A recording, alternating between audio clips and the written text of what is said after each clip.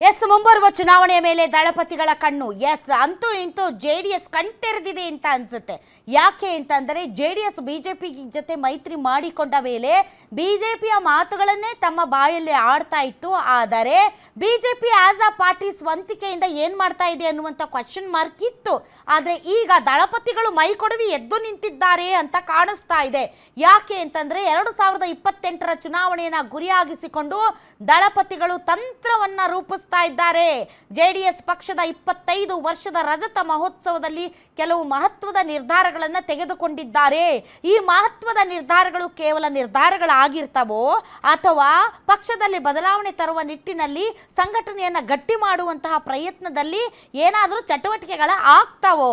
ಕೇವಲ ನಿರ್ಧಾರ ತಗೊಂಡು ಪ್ರೆಸ್ ಮೀಟ್ ಮಾಡಿದ್ರೆ ಆಗಲ್ಲ, ಏನಾದರೂ ಮಾಡಬೇಕು. ಆ ನಿಟ್ಟಿನಲ್ಲಿ ಏನು ಬದಲಾವಣೆ ತರೋದಕ್ಕೆ ಈಗ ಜೆಡಿಎಸ್ ಪಾರ್ಟಿ ಮುಂದಾಗಿದೆ? ಬನ್ನಿ ನೋಡೋಣ ಬ್ರೇಕಿಂಗ್ ನ್ಯೂಸ್ ಅಲ್ಲಿ.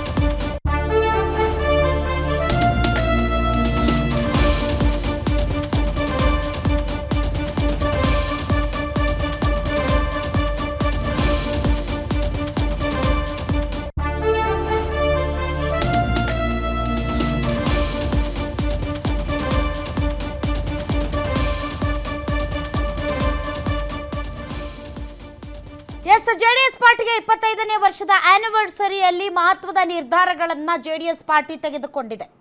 ಜೆಡಿಎಸ್ ಪಕ್ಷದ ರಜತ ಮಹೋತ್ಸವದಲ್ಲಿ ತೆಗೆದುಕೊಂಡ ನಿರ್ಧಾರಗಳು ಪಕ್ಷದಲ್ಲಿ ಯಾವುದೇ ಬದಲಾವಣೆಗೆ ಮುಂದಾಗಲಿಲ್ಲ. ಹೌದಾ? ಓಕೆ.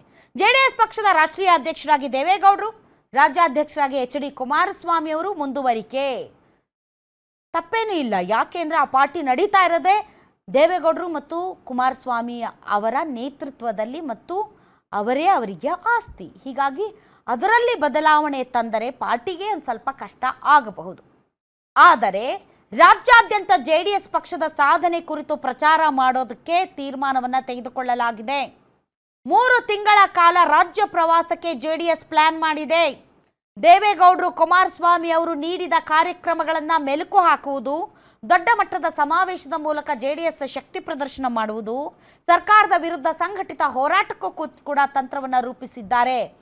ಎಸ್, ಇದನ್ನ ರಾಜ್ಯದ ಜನ ಕೂಡ ನೋಡ್ತಾ ಇದ್ರು. ಯಾಕೆ ಅಂತಂದರೆ ಈ ಹಿಂದೆ ಕುಮಾರಸ್ವಾಮಿ ಅವರು ರಾಜ್ಯದಲ್ಲಿ ಸಕ್ರಿಯರಾಗಿದ್ದಂಥ ಸಂದರ್ಭದಲ್ಲಿ ಯಾವುದೇ ಪಕ್ಷ ಅಧಿಕಾರದಲ್ಲಿದ್ದರೂ, ಯಾವುದೇ ಪಕ್ಷ ಪ್ರತಿಪಕ್ಷದ ಸ್ಥಾನದಲ್ಲಿದ್ದರೂ ಕೂಡ ಕುಮಾರಸ್ವಾಮಿ ಅವರು ಪ್ರತಿಪಕ್ಷದ ನಾಯಕನಂತೆಯೇ ವರ್ತಿಸ್ತಾ ಇದ್ರು. ಸರ್ಕಾರಗಳ ಹಗರಣಗಳನ್ನು, ಸರ್ಕಾರ ಮಾಡಿರುವಂತಹ ಭ್ರಷ್ಟಾಚಾರಗಳನ್ನು ಬಯಲಿಗೆ ಎಳಿತಾ ಇದ್ರು. ಈ ಹಿಂದೆ ಸಿದ್ದರಾಮಯ್ಯನವರು ಮುಖ್ಯಮಂತ್ರಿ ಆಗಿದ್ದಂತಹ ಸಂದರ್ಭದಲ್ಲಿ ಕುಮಾರಸ್ವಾಮಿ ಅವರು ಹಲವಾರು ವಿಚಾರಗಳನ್ನ, ಅದು ಹುಬ್ಳ ವಾಚ್ ವಿಚಾರ ಆಗಿರ್ಬೋದು ಅಥವಾ ಬೇರೆ ಬೇರೆ ವಿಚಾರ ಆಗಿರ್ಬೋದು, ಭಾಳಷ್ಟು ಬಯಲಿಗೆ ಎಳೆದಿದ್ರು. ಆದರೆ ಈಗ ಅವರು ಕೇಂದ್ರಕ್ಕೆ ಹೋದ ಮೇಲೆ ಜೆಡಿಎಸ್ ಪಾರ್ಟಿಯಿಂದ ಅಂತಹ ಸಂಘಟಿತ ಹೋರಾಟ ಆಗಲಿ ಅಥವಾ ಜೆಡಿಎಸ್ ಪಾರ್ಟಿ ಜನರನ್ನು ತಲುಪುವ ನಿಟ್ಟಿನಲ್ಲಿ ಕಾರ್ಯಕ್ರಮಗಳಾಗಲಿ ನಡೆದಿರಲಿಲ್ಲ. ಇವತ್ತು ಎಚ್ಚೆತ್ತುಕೊಂಡಿದ್ದಾರೆ. ಮೈತ್ರಿ ಪಕ್ಷದ ಜೊತೆಗೊಂಡುಕೊಂಡೇ ಸಿಎಂ ಆಗುವ ಕನಸು ಕಂಡಿದ್ದಾರೆ ಕುಮಾರಸ್ವಾಮಿ ಅವರು. ಅದಕ್ಕೋಸ್ಕರ ಚುನಾವಣಾ ತಂತ್ರವನ್ನು ರೂಪಿಸ್ತಾ ಇದ್ದಾರೆ.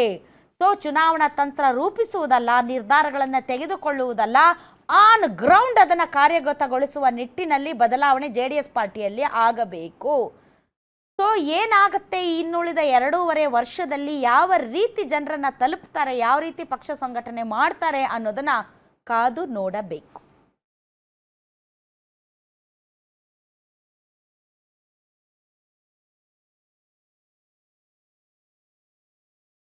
ಸನ್ಮಾನ್ಯ ದೇವೇಗೌಡರು ರಾಜ್ಯ ಮತ್ತು ದೇಶದ ಈ ಪಕ್ಷದ ಸಂಘಟನೆಗೆ ನಾಯಕತ್ವವನ್ನು ವಹಿಸಿದ್ದಾರೆ. ಇವತ್ತು ಬೆಳ್ಳಿ ಹಬ್ಬದ 25ನೇ ವರ್ಷದ ಕಾರ್ಯಕ್ರಮ. ಈ ಕಾರ್ಯಕ್ರಮದ ಮುಖಾಂತರ ಮುಂದಿನ 2 ತಿಂಗಳು ರಾಜ್ಯದಲ್ಲಿ ಪ್ರತಿ ತಾಲೂಕುಗಳಿಗೆ ಭೇಟಿ ಕೊಟ್ಟು ಕಾರ್ಯಕರ್ತರಲ್ಲಿ ಒಂದು ಪ್ರೋತ್ಸಾಹ ತುಂಬಿ, ದೇವೇಗೌಡರ ಕಾಲದಲ್ಲಿ ಮತ್ತು ನನ್ನ ಕಾಲದಲ್ಲಿ ಯಾವ ಅಭಿವೃದ್ಧಿ ಕಾರ್ಯಕ್ರಮಗಳಿಗೆ ನಾವು ಚಾಲನೆ ಕೊಟ್ಟಿದ್ದೇವೆ, ಮತ್ತು ಮುಂದೆ ಈಗಿನ ಈ ರಾಜ್ಯದಲ್ಲಿ ಯಾವೊಂದು ಆಡಳಿತದ ಲೋಪಗಳನ್ನು ಕಾಣ್ತಾ ಇದ್ದೇವೆ. ಜನತೆಯನ್ನು ನಿರ್ಲಕ್ಷಿಸಿದ್ದಾರೆ. ನೀರಾವರಿಯ ವಿಷಯ ಇರ್ಬೋದು, ರೈತರ ಸಮಸ್ಯೆಗಳಿರ್ಬೋದು, ವಿದ್ಯಾರ್ಥಿಗಳಿಗೆ ಶಿಕ್ಷಣ ಕ್ಷೇತ್ರದಲ್ಲಾಗಿರ್ತಕ್ಕಂಥ ಅನ್ಯಾಯಗಳಿರ್ಬೋದು, ಈ ಎಲ್ಲ ವಿಷಯಗಳಿಗೆ ಮುಂದೆ ಯಾವ ರೀತಿಯಲ್ಲಿ ನಮ್ಮ ಪಕ್ಷದ ನಿಲುವಿದೆ ಇದೆಲ್ಲವನ್ನು ಜನತೆಯ ಮುಂದೆ ತೆಗೆದುಕೊಂಡು ಹೋಗ್ತಕ್ಕಂಥದ್ದು. ಅಂತಿಮವಾಗಿ ಒಂದು ದೊಡ್ಡ ಮಟ್ಟದ ಸಮಾವೇಶವನ್ನು ರಾಜ್ಯದ ಯಾವ ಭಾಗದಲ್ಲಿ ಮಾಡಬೇಕು ಅನ್ನೋದು ಇನ್ನೂ ನಿರ್ಧಾರ ಆಗಿಲ್ಲ. ಅಲ್ಲಿಂದ ನಮ್ಮ ಪಕ್ಷದ ಮುಂದಿನ ಒಂದು ಸಂಘಟನೆಗೆ ಚಾಲನೆ ಕೊಡ್ತಕ್ಕಂಥದ್ದಕ್ಕೆ ಇದು ಒಂದು ಸಾಂಕೇತಿಕವಾದಂಥ ವೇದಿಕೆ. 2028ಕ್ಕೆ JDSಗೆ ಆಗುವಂಥ ಲಾಭ ಬಿಹಾರ ಚುನಾವಣೆ ನೋಡೋದು. ಈಗ ಬಿಹಾರದ ಚುನಾವಣೆ ಒಂದು ಭಾಗ, ಕರ್ನಾಟಕದಲ್ಲಿ JDS ಮತ್ತು BJPಯ ಒಂದು ಮೈತ್ರಿಯ ಸಂಬಂಧವನ್ನು ಇಟ್ಟುಕೊಂಡಿದ್ದೇವೆ. ಮೈತ್ರಿಯ ಒಂದು ಹಿನ್ನೆಲೆಯಲ್ಲಿ ರಾಜ್ಯದಲ್ಲಿ ಜನತೆ ಈಗಾಗಲೇ ಮಾನಸಿಕವಾಗಿ ಸಿದ್ಧರಾಗಿದ್ದಾರೆ. ಕಾಂಗ್ರೆಸ್ ಪಕ್ಷವನ್ನು ತಿರಸ್ಕಾರ ಮಾಡಿ BJP JDSನ ಒಂದು ಸರ್ಕಾರವನ್ನು, ಮೈತ್ರಿ ಸರ್ಕಾರವನ್ನು ತರ್ತಕ್ಕಂಥದ್ರಲ್ಲಿ ಯಾವುದೇ ಅನುಮಾನಗಳಿಲ್ಲ. ಮುಂದಿನ 2028 ಚುನಾವಣೆ ಇರ್ಬೋದು, ಜಿಲ್ಲಾ ಪಂಚಾಯತಿ, ತಾಲೂಕು ಪಂಚಾಯತಿ ಚುನಾವಣೆಗಳು ಇವತ್ತು ಪಕ್ಷದ ಸಂಘಟನೆಗೆ ಎರಡೂ ಪಕ್ಷಗಳಲ್ಲಿ ಒಂದು ಹೊಂದಾಣಿಕೆಯಿಂದ ಹೋಗ್ತಕ್ಕಂಥದ್ದಕ್ಕೂ ತೀರ್ಮಾನ ಏನು ಮಾಡಿದ್ದೇವೆ. ಬಹುಶಃ ಈ 25 ವರ್ಷದ ಈ ಬೆಳ್ಳಿ ಹಬ್ಬ ನಮ್ಮ ಕಾರ್ಯಕರ್ತರಿಗೆ ಒಂದು ಪ್ರೋತ್ಸಾಹವನ್ನು ತುಂಬತಕ್ಕಂಥ ಒಂದು ಬೆಳ್ಳಿ ಹಬ್ಬ. ಪಂಚರತ್ನ ಗ್ಯಾರಂಟಿಯನ್ನು ಕೊಟ್ಟಿದ್ರಿ ಸರ್, ಈ ಹಿಂದೆ ಗ್ಯಾರಂಟಿ ಯೋಜನೆಗಳನ್ನು ಸಾಕಷ್ಟು ಆ ಯೋಜನೆಯನ್ನು ತರಬೇಕು ಅಂತಕ್ಕಂಥದ್ದು ಈಗಲೂ ನನ್ನ ಮನದಾಸೆ ಇದೆ. ಆ 5 ಕಾರ್ಯಕ್ರಮಗಳನ್ನು ಶಾಶ್ವತವಾಗಿ ನಾವು ಈ ರಾಜ್ಯದಲ್ಲಿ ಅನುಷ್ಠಾನಕ್ಕೆ ತಂದರೆ ರಾಜ್ಯ ಅತ್ಯಂತ ಸುಭಿಕ್ಷವಾದಂಥ ರಾಜ್ಯ ಆಗ್ತಕ್ಕಂಥದ್ದು ಯಾವ ಸಂಶಯ ಇಲ್ಲ. ಸರ್, 28ಕ್ಕೆ ಏನು ವಿಷನ್ ಇಟ್ಕೊಂಡಿದ್ದೀರಿ ಸರ್? ಇಲ್ಲ, ನಮಗೆ ರಾಜ್ಯದ ಅಭಿವೃದ್ಧಿ ಮುಖ್ಯ. ಒಂದು ಕಡೆ ಪಕ್ಷದ ಸಂಘಟನೆಗೆ ನಾವು ಚಾಲನೆ ಕೊಟ್ಟರು, ಅಂತಿಮವಾಗಿ ಅದರ ಶಕ್ತಿ ನಾಡಿನ ಪ್ರತಿ ಕುಟುಂಬಗಳ ಬದುಕಿಗೆ ದಾರಿದೀಪವಾಗಬೇಕು ಅನ್ನೋದು ನನ್ನ ಮುಂದಿನ ಒಂದು ಉದ್ದೇಶ ಇರೋದು. ಇದಿಷ್ಟು ಕೇಂದ್ರ ಸಚಿವರಾಗಿರುವಂತಹ HD ಕುಮಾರಸ್ವಾಮಿ ಅವರ ಮಾತು. ಕ್ಯಾಮರಾ ಪರ್ಸನ್ ಶಿವ ಜೊತೆ ದುರ್ಗೇಶ್ ನಾಯ್ಕ, ಗ್ಯಾರಂಟಿ ನ್ಯೂಸ್, ಬೆಂಗಳೂರು.